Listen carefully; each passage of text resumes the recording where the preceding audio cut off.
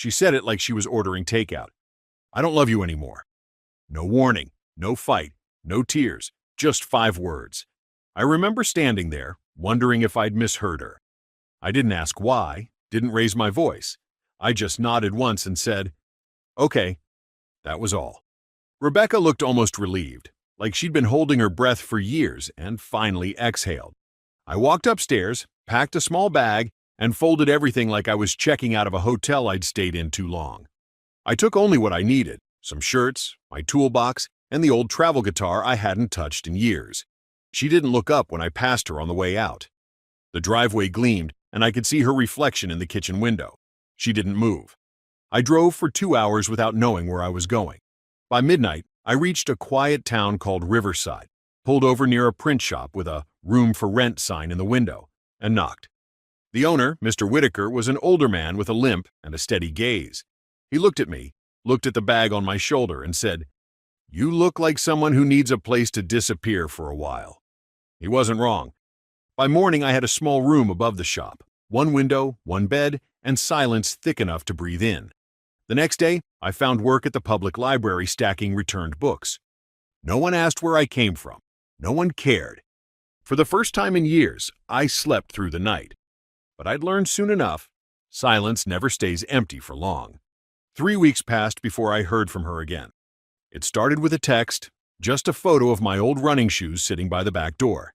The caption read, "Left these." I stared at it for a minute, then deleted it. 2 days later, another message arrived from a number I didn't recognize. "You still make order out a mess." That was something Rebecca used to say when I fixed things around the house. Drawers, pipes, her mood. I didn't reply. Riverside had a way of swallowing noise. In the mornings, I opened the library with coffee in hand. In the evenings, I'd sit by the window above the print shop. Peace was simple. Read, work, sleep. Maya Alvarez ran a plant shop next door. She'd wave when I came down for coffee. Once, she handed me a small fern and said, "Try not to kill it. They like quiet people." I didn't have the heart to tell her I hadn't kept anything alive in months.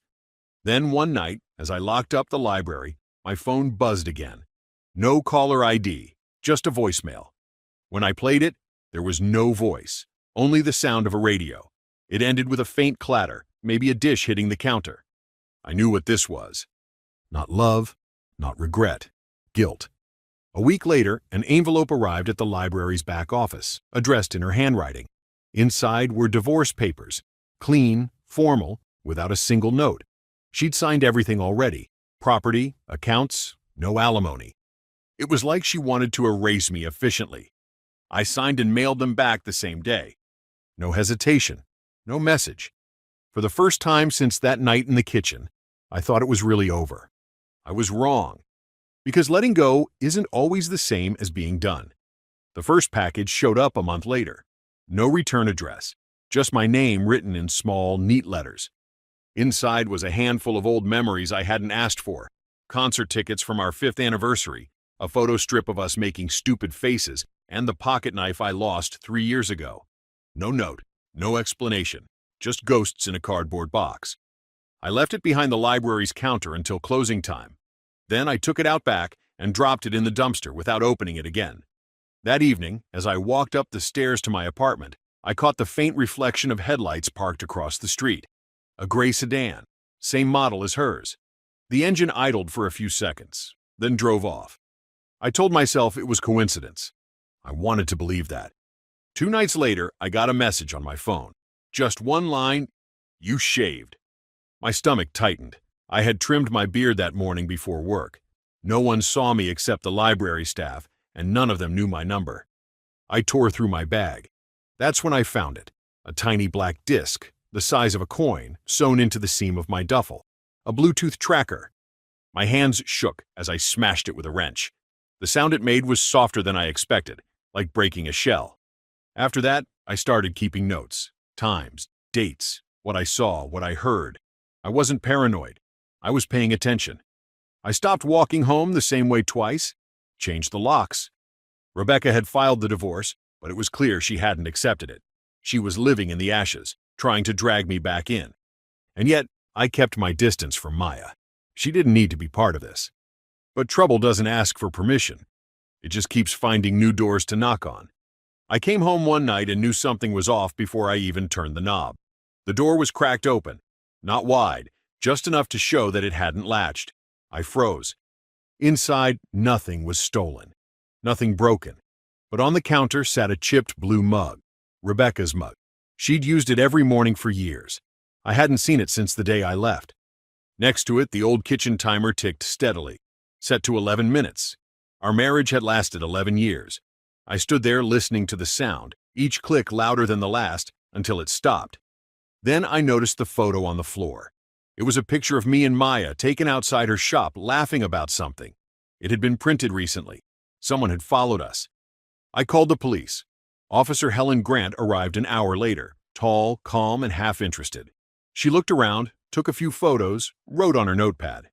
"Door doesn't look forced," she said. "Could be someone you know. Maybe an ex trying to get your attention?" I stared at her. "She broke into my place." Helen shrugged. "Nothing's damaged, and you're not hurt. Document it. Call if she shows up again." That was it. After she left, I sat on the couch and stared at that mug. For a long time, I thought about what kind of person walks into someone's life after ending it. Quietly, like they still belong. I threw the mug away, changed the locks again, and bought a cheap camera to point at the doorway. Sleep became shallow. Every sound felt like a signal. I stopped leaving the light off at night. Rebecca's guilt had turned into something sharper, something that wanted control. She wasn't missing me. She was watching me. And I finally understood that silence wasn't protection anymore. It was bait. I decided I was done waiting for her next move. At the library, the night guard, Eddie, noticed I'd been distracted and asked if something was wrong. I told him just enough to make sense of it. He gave me a number. "Call Ben Carter," he said. "Private investigator. Quiet guy. No nonsense." Ben met me at a diner on the edge of town. He looked more like a math teacher than a detective. Button-down shirt, calm voice, steady eyes. After hearing everything, he asked, "You want to scare her or stop her?" "Stop her," I said. He nodded once. "Then you'll have to let her expose herself." The plan was simple. I reopened my social media, posted a few harmless photos, a library shelf, a cracked guitar case, the coffee shop sign downstairs. Within a day, new accounts began to follow. The comments started. "Still fixing things, I see. You always liked quiet corners." No names, no profile pictures, but it was her. Ben traced the activity within 48 hours. Every account linked back to Rebecca Jameson. He showed me the report. "She visits twice a week," Ben said. "You should know what she's keeping there." "She's cataloging your life," he added quietly. "This isn't love. It's possession." He gathered the evidence and handed me a folder. "Next step's legal, but you need to confront her once. Public place. End it properly." I didn't like it, but he was right. I'd left once without a word. This time, I had to make sure she heard me. We met at a cafe near the courthouse, neutral ground. Ben sat a few tables away, pretending to read the paper. Rebecca walked in 15 minutes late. She looked smaller than I remembered, hair tied back, dark circles under her eyes, clothes hanging loose. When she spotted me, she stopped mid-step, then forced a smile that didn't reach her eyes. "Hi, Larry," she said, voice trembling. "Rebecca," I answered. Nothing more. She sat down, glanced around, then whispered, "You look different." "So do you." Silence stretched between us. Then she spoke fast, like the words had been waiting in her throat too long. "I know how this looks. I know I went too far, but I wasn't thinking clearly. I thought, maybe if I reminded you of us." "You broke into my apartment," I cut in. "You left things. You followed me." Her face twisted, half regret, half panic. "I just wanted to see if you were happy. I didn't mean—" "Stop pretending it's about love," I said. "You told me to go." "I did. You filed for divorce. You got what you wanted." "I didn't want this," she said, voice cracking. "I wanted you to fight for me." I leaned forward. "You wanted control. And when I stopped giving it to you, you couldn't stand it." Tears welled in her eyes. "I was angry, Larry. I was stupid. I thought if I pushed you away, you'd realize you couldn't live without me." "I did live without you," I said quietly. "And it turns out, I was better at it than you expected. That's when Ben stepped in, calm, measured. He set a folder on the table. Miss Jameson, this is notice of a no-contact order. Continued communication or presence near Mr. Bennett will be considered harassment. Rebecca's face went pale. You hired someone to spy on me?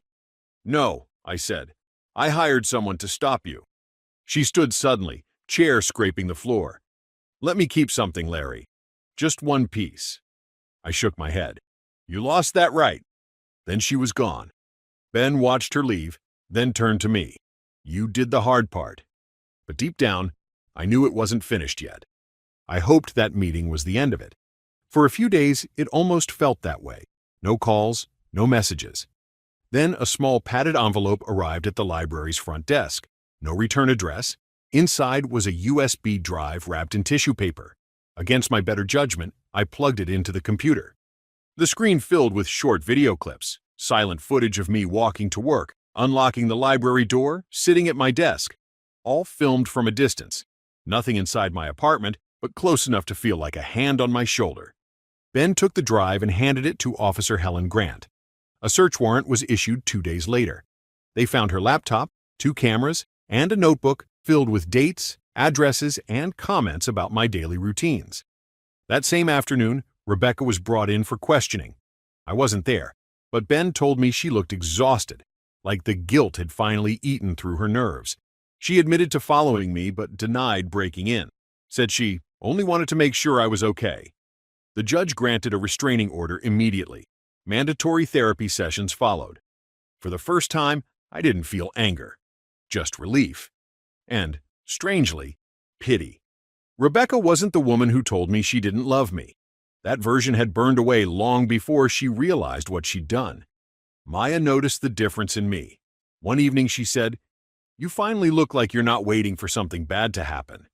I smiled, maybe for real this time, because I'm not. Still, when the phone buzzed at night, I'd hesitate before checking. Every shadow outside the window made me pause, but gradually the weight lifted. Sometimes silence means peace. Other times it's the space right before someone tries again. I wasn't sure which kind I had yet, but I knew one thing. If she reached out again, I'd be ready. 6 months passed before I heard her name again. By then, life had settled into something that finally felt like mine. Maya and I started running a small weekend booth at the town square, a mix of used novels from the library's surplus shelf and potted plants from her shop. Locals came by. Simple things. Things that made sense. One afternoon, as I was closing up, I found an envelope sitting on the booth's counter. No one had seen who left it. Inside was a single sprig of rosemary and a note written in careful handwriting. This was the only thing I kept alive. Goodbye. R. I stared at it for a long moment. No threats, no questions, just a fragment of the past, softer than before. That night, I walked down to the river and planted the sprig near the bank. Rebecca was gone for good this time. Officer Grant confirmed she'd completed her therapy and moved out of state. Ben sent a short message a week later. All quiet. Peace isn't dramatic. It doesn't announce itself. It just shows up one morning when you realize your shoulders aren't tense anymore. Sometimes I still think about that first night. It used to sound like an ending. Now it feels like the start of everything that finally made sense. For the first time in years, I wasn't running, watching, or waiting. I was just here, still, steady, and free. Thank you for watching.